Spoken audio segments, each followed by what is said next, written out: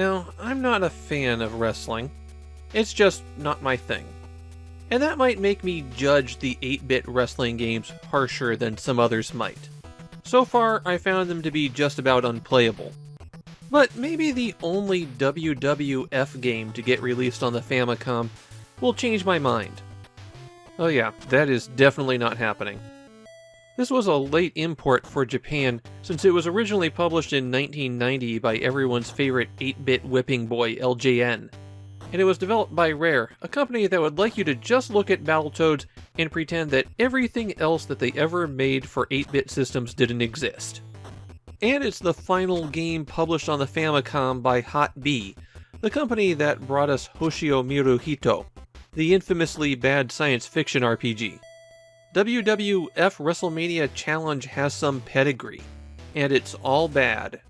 There are 3 different game modes here, one where you play through a series of one-on-one matches, one where you progress through a series of tag team matches, and one where you do a 3-on-3 match, and it's just whoever's left standing at the end.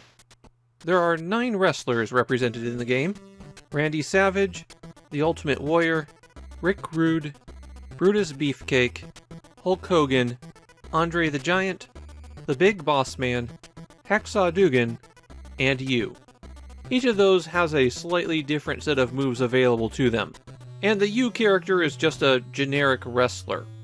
As far as I know, he's not actually modeled on anyone. The first thing you're going to notice in the ring is that the controls are terrible.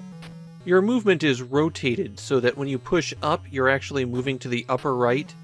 It makes basic navigation around the ring way harder than it should be. It's almost as though WWF Wrestlemania Challenge was created by a European developer who liked isometric control schemes. Both wrestlers have stamina, and that's represented by the bar printed on the side of the ring. You go through that stamina pretty quickly. Matches will play out in only a minute or 2. Punches and kicks are performed with the A button, tapping is a punch, holding down for slightly longer is a kick, and grappling is performed with the B button. And what move you do with a grapple depends on where you are in relationship with the other wrestler. Hitting both buttons simultaneously will do a drop kick, and you can jump out of the ring with that. If you tap twice in a direction, you'll run, and tapping twice when you're up against the ropes is also how you get back into the ring. Or you could climb the corner post and do a flying leap from there. If you have a partner, supposedly you can hit select to swap out with them if you're in the correct corner. I could not get this to function at all. I tried all 4 corners, I tried when the wrestler was there and when they weren't, I tried every button on the pad when select didn't work. I tried switching to an emulator and trying to do it there. There was a cheat code in the US version that involved pulling in your tag team partner, and as far as I can tell, that doesn't work in the Japanese version either. I tried the US version in an emulator, no problems, it just works. So either the Japanese WWF Wrestlemania Challenge changed the command to tag out to something so esoteric that I can't figure it out as I'm playing, and nobody online has documented what it would be, or it's just completely broken in the Japanese version. Getting back to the in-ring action, if you drop somebody to the mat, being near them and hitting A will hit them while they're on the ground, while hitting B will pin them. And those are really all of the actions that you can take. I've noticed that the hit detection here is terrible. You have to be standing in just the right spot to do anything. And what spot is just the right spot isn't really intuitive.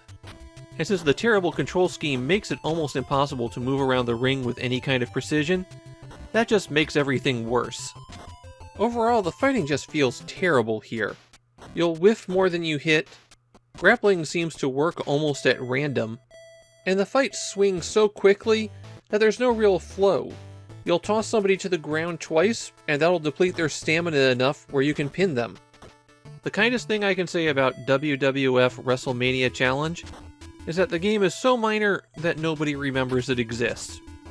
And yet, somehow, I'm not sure I can call this the worst 8-bit wrestling game. There have been too many incredibly bad 8-bit wrestling games for me to say that with certainty. Would I rather play Kinnikuman than this? Maybe? At least Kinnikuman's easy to control. Yes, this game is so bad that I'm genuinely debating if it's better or worse than a game that's regularly put on the worst of lists. About the only thing it has going for it is the famous wrestlers. And that is definitely not worth playing this game for.